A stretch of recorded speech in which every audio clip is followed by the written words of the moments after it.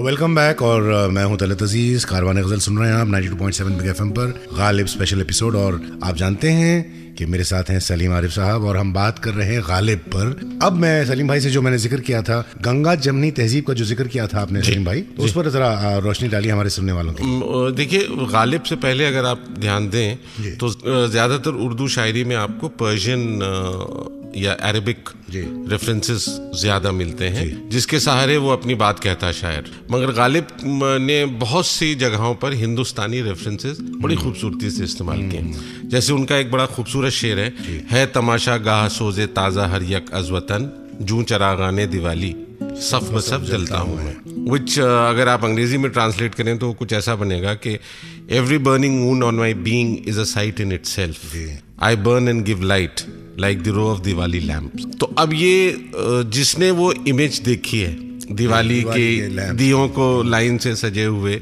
और वो टिमटिमाते हुए जलते बुझते देखते हुए, तो गालिब अपने गमों और अपने जो उनकी जिंदगी में उनको जख्म मिले हैं उसकी सिमली, उस तशबीह वो दे रहे हैं कि ये जूं चरागाने दिवाली, वो सिमली।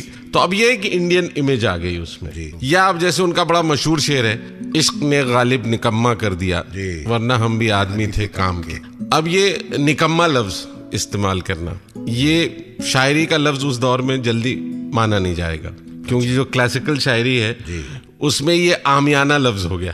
मतलब आम आदमी की बातचीत का अल्फाज आ गया शायरी में। तो वो खास मखसूस जो लहजा था शायरी का, उसको गालिब ने अपनी तरह से इंडियनाइज करके, कोलोकियल करके, वो एक बहुत बड़ा एलिमेंट है। और दूसरा क्या था कि उनकी जो सोच थी देश की, जिसे कहना चाहिए सबसे बड़ी स्ट्रेंथ है, कि इतनी स्ट्रीम्स आके कल्चर की, सिविलाइजेशन की, इतनी तहजीबें एक दूसरे में आके मिली हैं, सिंक्रेटिक कल्चर जो कहते हैं जी, जो सिंथेसिस हमारे यहाँ है दुनिया भर के कल्चर्स की, जिसे कहना चाहिए। जो भी बाहर से आया उसको हमने अपनी तरह से एब्जॉर्ब किया और एब्जॉर्ब करने के बाद अपनी तरह से उसको अपनी जिंदगी में इस्तेमाल किया। तो हमारे आज के लाइफस्टाइल में भी आप देखें तो बाहर की और जो फ्यूजन है, जिसको हम आज फ्यूजन सबसे पॉपुलर लफ्ज कहा जाएगा म्यूजिक में, वो फ्यूजन हमारे लाइफस्टाइल में जितनी खूबसूरती से आया है, गालिब ने उसको उतनी ही खूबसूरती से अपनी शायरी में रिफ्लेक्ट किया। सलीम भाई, एक तरफ से तो हम ये कह सकते हैं कि जिस दौर में गालिब थे जी, उस दौर के हिसाब से उन्होंने बिल्कुल अपनी जबान, अपनी शायरी जी, उन्होंने हटकर क्लासिकल पोएट, आप जो से करें जो क्लासिकल पोएट्स का जो जैसा जौक थे, वो एक उनका एक सेंस, एक रिजिड जो क्लासिकल फॉर्मेट था, उससे हटकर वो आम फहम उस जमाने की जबान, बिल्कुल आम आदमी तक पहुंचने के लिए उन्होंने अपनी जबान को बिल्कुल ऐसे रखा। होगा कोई ऐसा भी कि गालिब को ना जाने, शायर तो वो अच्छा है पर बदनाम बहुत है। तो वो बदनामी भी उन्होंने मोल ली, बिल्कुल, लेकिन उनकी इंसानियत जो थी, फिलॉसफी जो थी फॉर द कॉमन मैन, वो आज भी इट इज रेलेवेंट। जी देखिए, नया साल है और उस पर जो उनका शेर है वो सबसे ज्यादा कोट किया जाता है। वो है, देखिए पाते हैं उस शाख बुतों से क्या फैज।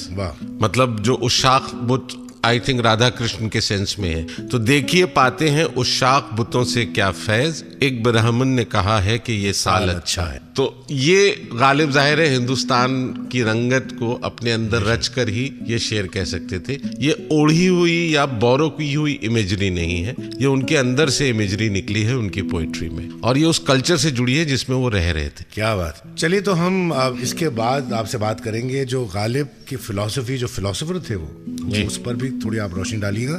तो इसी पर मैं चाहूंगा कि जगजीत सिंह की आवाज में ये गजल सुनिए। गालिब की बहुत ही मशहूर मारूफ गजल है, हर एक बात पे कहते हो तुम कि तू क्या है, तुम ही कहो कि अंदाज़े गुफ्तगू क्या है। गुफ्तगू तो बातचीत, जैसे मैं आपसे बातचीत कर रहा हूँ। और आप सुन रहे हैं Karvaan ghazal special on Ghalib 92.7 big FM, Talat Aziz के साथ।